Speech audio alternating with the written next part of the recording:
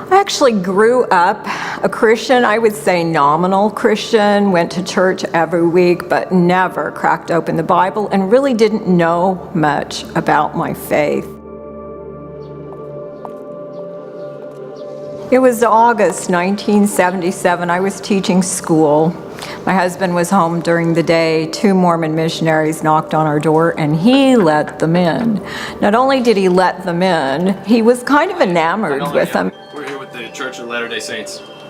We invited them back twice a week for about 10 weeks. Really been beneficial. The Mormon missionaries said they believed in the Bible, but the Book of Mormon was a companion book, and they kept giving us assignments to read from the Book of Mormon.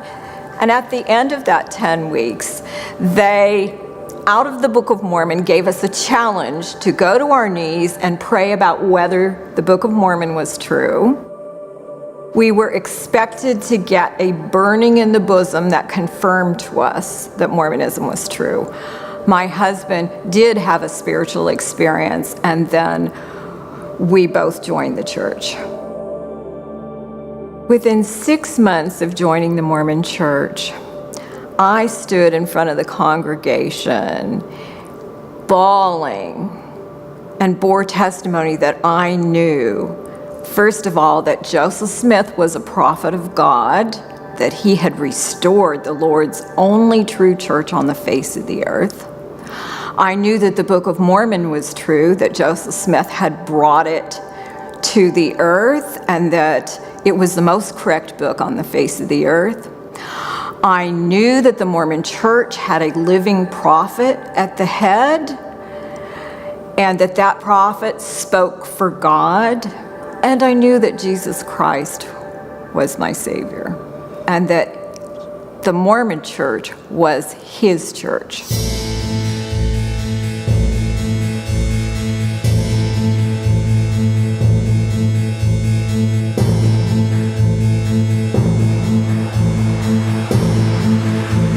At the time that Joseph Smith was born in America, he was born in 1805 in Vermont. He was part of a whole group that were kind of into the mystic, into the supernatural, into the occult.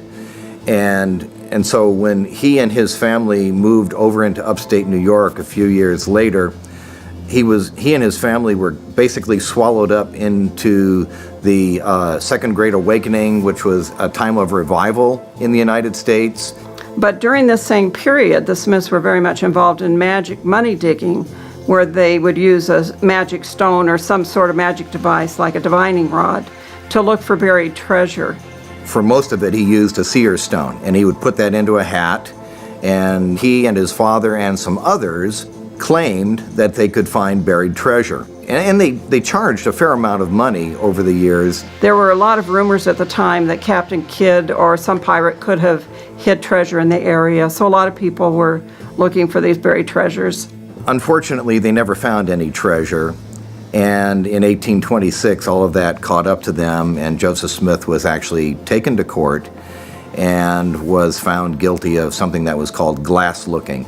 And glass looking refers to literally looking into a seer stone with the intent of finding buried treasure.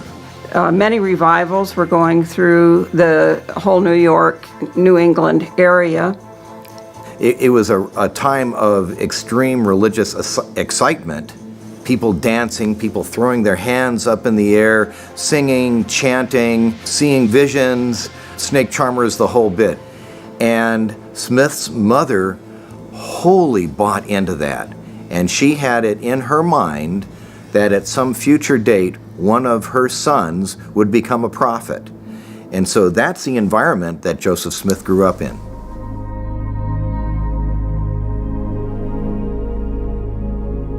Joseph Smith claimed that in the spring of 1820, he went out into the woods nearby the home to pray, to ask God for direction, what church to join. He claimed that God and Jesus appeared to him as 2 totally separate people with actual physical bodies, and that God told him not to join any church, that they were all an abomination in God's sight. All their creeds were an abomination, and that God had a work for Joseph Smith to do. And so in the Sacred Grove experience that he had in 1820, the current prophets told us today that this is the foundation of our religion. If this is wrong, then our foundation is incorrect. Because without that, we have no authority coming from heaven to tell Joseph that all the man-made religions are incorrect. Right around 1823, Joseph Smith was again praying in his room this time instead of out in the forest. And in response to his fervent prayer, an angel appeared in his room, and he told Joseph that his name was Moroni. He was sent by God to tell Joseph that God had a work for him to do, and that he was to go to a location to find a sacred book written on golden plates. Moroni would have been the last person in the story of the Book of Mormon, the last man to engrave on the plates, that then hid the plates away in a stone box in a hill by Joseph Smith's house. So Moroni at this point is a deceased person that they claim had now become an angel that told him where the plates were buried. And so within a couple of days of Moroni visiting him, he goes out into the forest, and sure enough, he finds this hillside now known as the Hill Cumorah. He goes into it and he discovers a stone box. He uses a lever to lift open the box, and inside is the book made out of golden plates. However, even though it's there, he cannot take it for another 4 years. And so every year at the autumnal equinox, he goes out, he checks in with the angel Moroni, and finally in 1827, 4 years later after the initial visit, the angel Moroni allows him to take the book, the Urim and Thummim, which were a special set of glasses that were called translators that Joseph Smith would use to translate these golden plates out of a language called Reformed Egyptian into English. And there was also a breastplate in there, and I believe a sword. He describes them as being 6 by 6 by 8 rectangular plates of metal in a stack that were held together by 3 rings. So we're talking sheets of metal here that are stacked up. And so Joseph takes all of these treasures back to his house, and he hides them. Actually, he hides them in a number of places. He moves them around because in his history, he claims that people are constantly trying to steal the plates from him. Now, this record supposedly was written it says in the Book of Mormon, it was written in the language of our fathers, which would mean, we assume, the language of the Hebrews, but in Reformed Egyptian. And the reason for it being in Reformed Egyptian was supposedly that it took less space than writing it in Hebrew, which wouldn't really make sense because Hebrew would have been a better, shorter language than Egyptian to write something in. But that's the claim. And I think the reason Joseph decided to say it was written in Reformed Egyptian that no one could read to explain why he alone had the gift to translate it, and it wouldn't be taken to scholars to translate. It was a hidden, secret, changed language that only God could tell you how to translate it. And so, starting in 1827, he starts translating the plates. Now, this is interesting because instead of using the Urim and Thummim to do the translation, he actually uses the seer stone, once again, in the hat. And the other part of it that is so interesting is that the golden plates are nowhere in the room. They're not on the table, they're not in another portion of the room, and many times they're not even in the house. So really, he's not translating them. It's as if the seer stone is feeding the text to Joseph in English that he then recites out loud for the different scribes to then write down as the Book of Mormon. After Joseph Smith was finished with them, he gave them back to the angel Moroni, and the angel Moroni took them at that point. When you look at the Book of Mormon, you will see that much of the Book of Mormon contains copied phrases out of the Bible. There's chapters out of Isaiah. There are a lot of stories in the Book of Mormon that would sound like Bible stories. There was a lot of speculation at the day that the American Indians were from the lost tribes of Israel.